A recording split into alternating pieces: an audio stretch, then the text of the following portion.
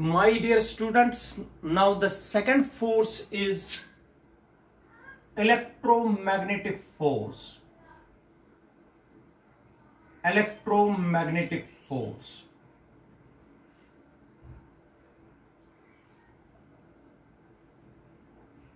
ठीक है बेटा, याद रखिए सेकंड नंबर पर कौन सा फोर्स है यहां पर? Electromagnetic force. याद रखिए बेटा, चार्जेस आप लोगों ने सुना होगा चार्जेस के बारे में। अगर एक चार्ज पॉजिटिव चार्ज है, मान लीजिए पॉजिटिव चार्ज Q1 है और दूसरा पॉजिटिव चार्ज है Q2, अगर ये सेपरेट किए गए हैं r डिस्टेंस से, ठीक है बेटा, ये भी पॉजिटिव है, ये भी पॉजिटिव है, ये इनके बीच में रिपल्सिव फोर्स होगा। रिपल्सिव फोर्स होगा बेटा इनके बीच में। ये रिपल्सिव फोर्स, ये रिपल्शन दिखाएंगे। लाइक चार्जेस रिपेल करते हैं, रिपल्सिव फोर्स होगा। लेकिन अगर एक चार्ज पॉजिटिव होगा और दूसरा चार्ज नेगेटिव होगा तो इनके बीच में अट्रैक्टिव फोर्स होता है। Unlike charges attract each other.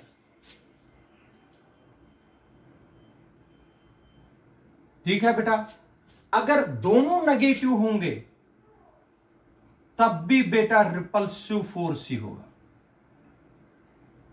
ठीक है बेटा, एक चीज आप लोगों को बताता हूं। अगर एक चार्ज, मान लीजिए Q है चार्ज, अगर ये रेस्ट पर होता है, किस पर होता है बेटा? रेस्ट पर, तो ये सिर्फ इलेक्ट्रिक फील्ड देता है।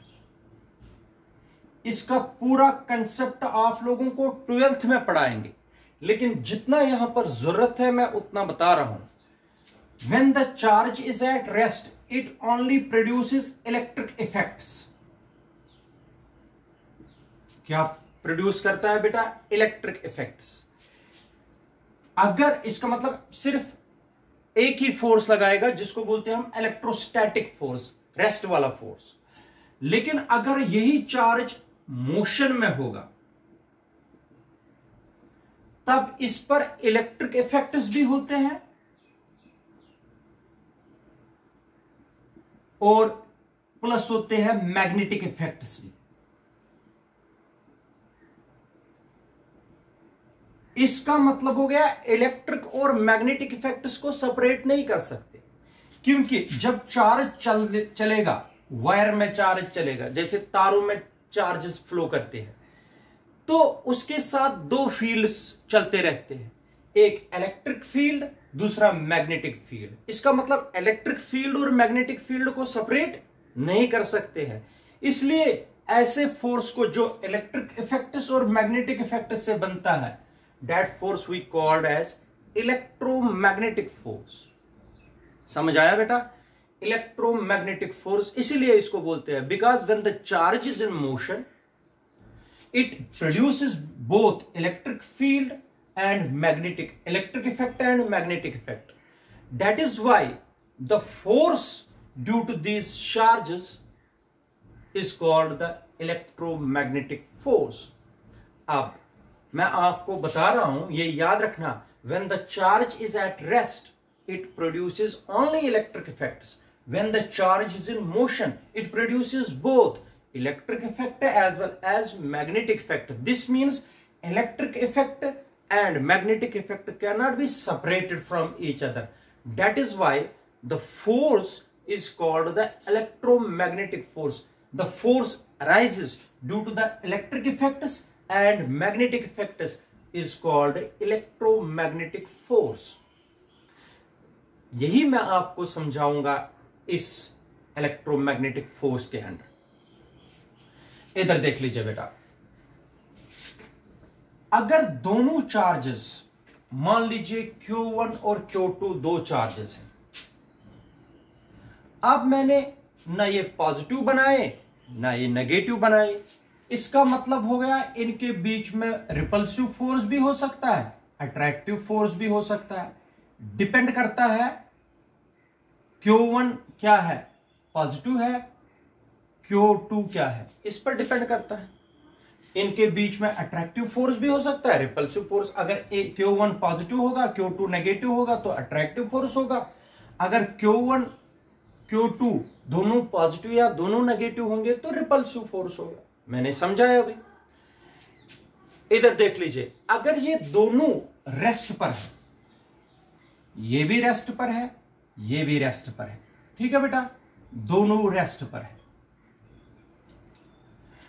तो द फोर्स ऑफ अट्रैक्शन और repulsion, the force of attraction और repulsion between any two charges, ये भी चार्ज है, ये भी चार्ज है,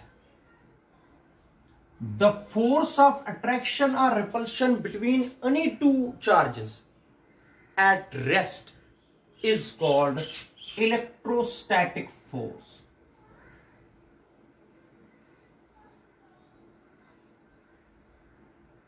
बेटा इस फोर्स को क्या बोलते हैं?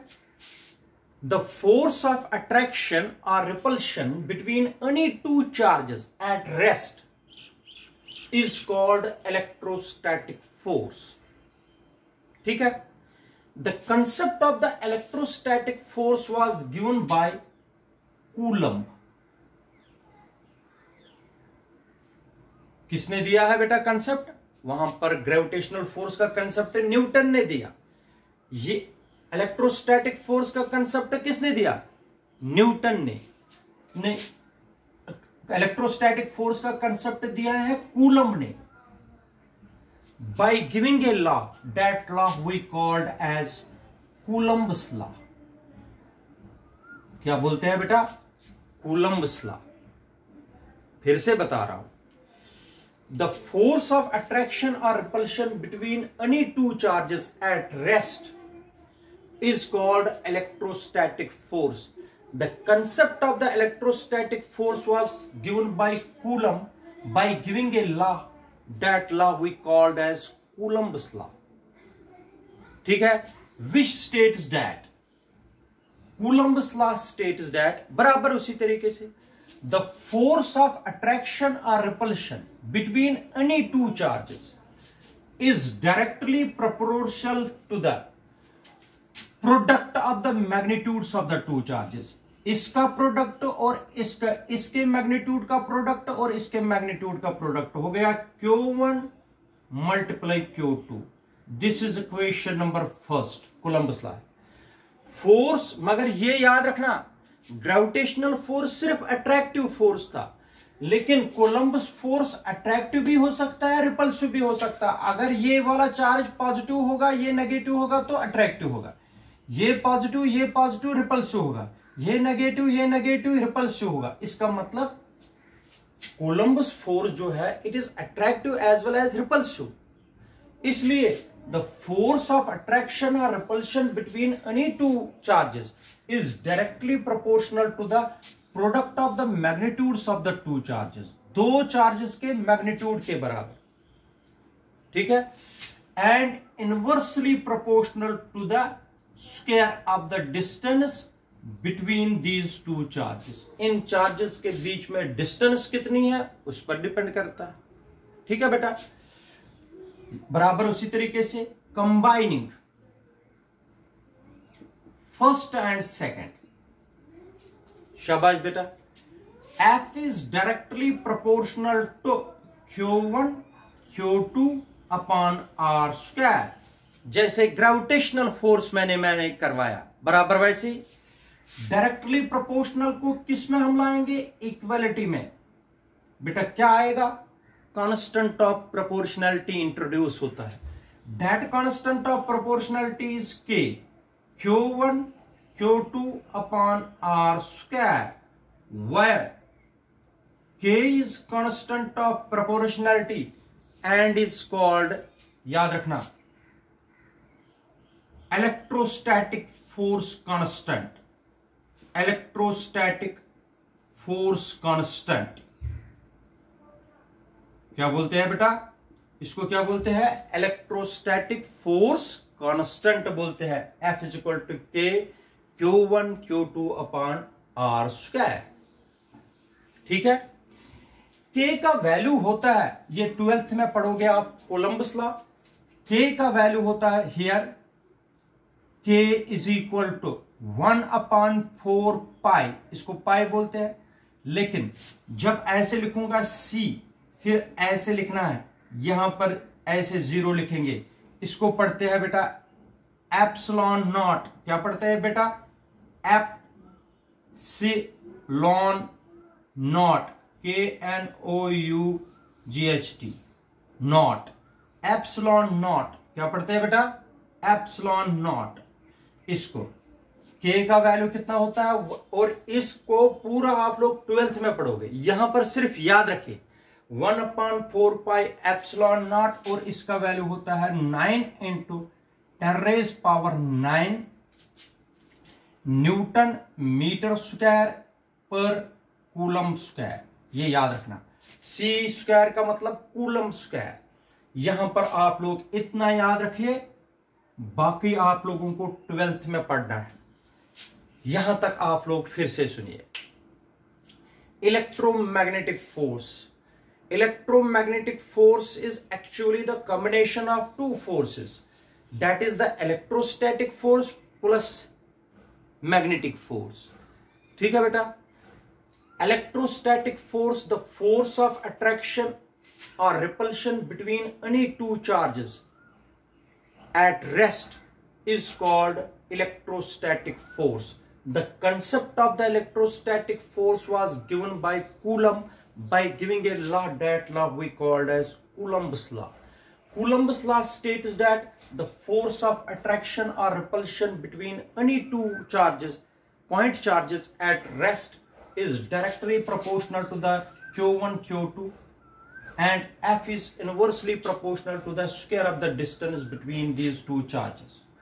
इनको मैंने कंबाइन किया, Q से लिखते हम charge, F is directly proportional to Q1 Q2 upon R square, F is equal to K Q1 Q2 upon R square, where K is constant of proportionality and is called Coulomb's constant। K का value होता है 1/4 pi, इसको लिखते हैं, बोलते हैं epsilon not, epsilon not. इसी का वैल्यू होता है पूरे 1/4 पाई एप्सिलॉन नॉट का वैल्यू होता है 9 × 10⁻⁹ न्यूटन मीटर स्क्वायर पर कूलम स्क्वायर। ठीक है बेटा, एक और चीज आप लोगों को मैं बता रहा हूं, ये तो इलेक्ट्रोस्टैटिक फोर्स है, चार्जेस तो रेस्ट पर थे। अगर ये चार्जेस अब मोशन में होंगे, when the two charges are in motion, इनके साथ तो अभी तक तो इनके साथ सिर्फ इलेक्ट्रिक इफेक्ट था, लेकिन when these charges are in motion then there is electric effect, electric force तो है ही है, प्लस आएगा मैग्नेटिक फोर्स। इसका मतलब इलेक्ट्रिक फोर्स, इलेक्ट्रोस्टैटिक फोर्स और magnetic force, they can not be separated, because when the charges are in rest, when the charges are in motion, two forces acting on it, one is the electric force, second one is the magnetic force। तो जब दो forces एक साथ combine हो जाएंगे, that force is called the electromagnetic force। इसका मतलब electric force और मैग्नेटिक फोर्स सेपरेट नहीं कर सकते, इनको एक साथ चलाना है, that force we called as electromagnetic force। Electromagnetic force तब अराइज होता है जब चार्जेस मोशन में होते हैं, इलेक्ट्रोस्टैटिक फोर्स तब अराइज होता है जब चार्जेस रेस्ट पर होते हैं। ठीक है बेटा, तो ये हो गया बेटा electrostatic force, electromagnetic force, Coulomb's law. यहां तक आप लोगों को समझ आया बेटा। अब जाएंगे हम प्रॉपर्टीज पर।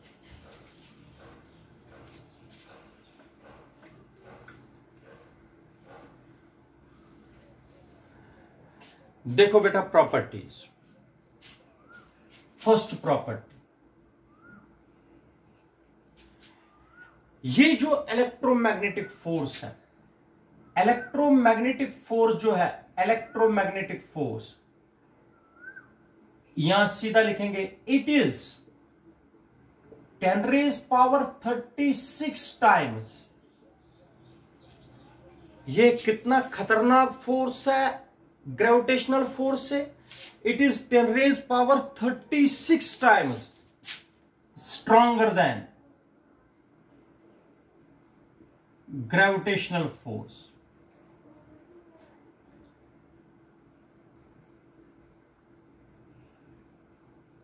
जरा बेटा मुझे बता दीजिए कितना खतरनाक फोर्स है। It is 10⁻36 times stronger than gravitational force. Gravitational force से बहुत ज्यादा strong force. Second, it is attractive as well as, it is attractive as well as repulsive force.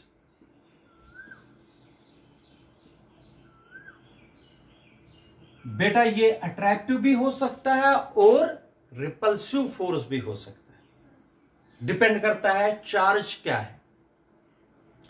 It is attractive as well as repulsive force. Third, it has long range order.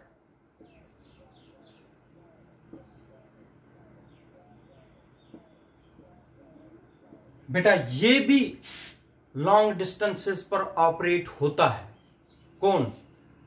Coulomb's law. ये electromagnetic force, इसको भी long range force कहते हैं। ये long distances पर भी operate होता है। Fourth, it also obeys inverse square law. It obeys inverse square law, वो मैंने बताया है, क्योंकि F यहां पर भी है, F is equal to K, शाबाश, Q1 Q2 upon R square. इसका मतलब हो गया F is inversely proportional to R square. जो फोर्स इनवर्सली प्रोपोर्शनल होगा स्क्वायर ऑफ द डिस्टेंस से, उसको बोलते हैं inverse square law. It obeys inverse square law. Electromagnetic force भी ओबे करता है इनवर्स स्क्वायर लॉ। ठीक है बेटा। Fifth, it is a central force. It is a central force. बेटा जो ये डिस्टेंस है एक्चुअल में, ये डिस्टेंस भी चार्जेस के सेंटर से कैलकुलेट की जाती है। The distance between the two charges is taken from there centres, that is why it is called the central force. It is a central force. कौन फोर्स है सेंट्रल फोर्स? शाबाश बेटा, electromagnetic force. Sixth property है, it is a conservative force. It is a conservative force. Conservative मैंने बताया हुआ है, इस जो फोर्स पोजीशन इस चार्ज की पोजीशन और इस चार्ज की पोजीशन पर डिपेंड करे, ना कि इन दो के बीच में पाथ कैसा हो उस पर डिपेंड नहीं करे, इनकी पोजीशन और इसकी पोजीशन पर डिपेंड करे, which is called the conservative force. A force which depends upon the position of the two charges, not on the nature of the path between these two charges. इनके बीच में distance कैसे भी calculate करोगे उस पर depend नहीं करता है, इनकी पोजीशन उस पर डिपेंड करता है, उसको बोलते हैं कंजर्वेटिव फोर्स। और बेटा दो चार्जेस के बीच में आखिर अट्रैक्शन या रिपल्शन कैसे होती है, यह भी फील्ड पार्टिकल्स एक्सचेंज करते हैं। The field particles exchanged during electromagnetic force between two charges is called photons. Field particles कौन से होते हैं बेटा? The field particles in case of electromagnetic force is called photons. Photon exchange करते रहते हैं दो चार्जेस, ताकि इनके बीच में इलेक्ट्रोमैग्नेटिक फोर्स बना रहे। इसका मतलब ये एक्सचेंज करते हैं दो चार्जेस, ये चार्ज और ये चार्ज आपस में क्या एक्सचेंज करते रहते हैं? Field particles. उन फील्ड पार्टिकल्स को क्या बोलते हैं बेटा? फोटॉन्स। याद रखना बेटा, द फील्ड पार्टिकल्स या electromagnetic force exists between these two charges due to the exchange of field particles. ये एक्सचेंज करते रहते हैं field particles. These field particles we called as photons. इसका मतलब एक चार्ज दूसरे चार्ज को देता रहता है क्या? Field particles. उन फील्ड पार्टिकल्स को क्या बोलते हैं? फोटॉन्स। इसी तरह दूसरा चार्ज देता है फर्स्ट चार्ज को क्या? Field particles. उनको क्या बोलते हैं बेटा? फोटॉन्स। अब फिर से बता रहा हूं, properties of electromagnetic force are, electromagnetic force is 10⁻36 times stronger than gravitational force. ये बहुत ही जबरदस्त स्ट्रांग है ग्रेविटेशनल फोर्स से। ये electromagnetic force is attractive as well as repulsive force. ये अट्रैक्टिव भी होता है, रिपल्सिव। ग्रेविटेशनल फोर्स सिर्फ अट्रैक्टिव फोर्स था। It has long range order, it operates over long distances. ये ठीक है बेटा। It obeys inverse square law, ठीक है। It is a central force, ये सेंट्रल फोर्स है। It is a conservative force. The field particles in case of electromagnetic force are called photons. ठीक है बेटा, याद रखा। एग्जाम्पल है इलेक्ट्रोमैग्नेटिक फोर्स की, सबको पता है। एटम जो होता है, एटम के न्यूक्लियस का चार्ज पॉजिटिव होता है, इलेक्ट्रॉन का चार्ज नेगेटिव होता है। इनके बीच में जो फोर्स है, it is electromagnetic force. Electromagnetic force, the force between an electron and the nucleus. इसका मतलब इलेक्ट्रॉन घूमता रहता है न्यूक्लियस के around due to electromagnetic force. ठीक है बेटा, दोनों का चार्ज, एक का नेगेटिव दूसरे का पॉजिटिव, तो इनके बीच में जो फोर्स है, it is an electromagnetic force. दो फोर्सेस हमने अभी तक कैलकुलेट किए। अब वीक न्यूक्लियर फोर्स और strong nuclear force next video में।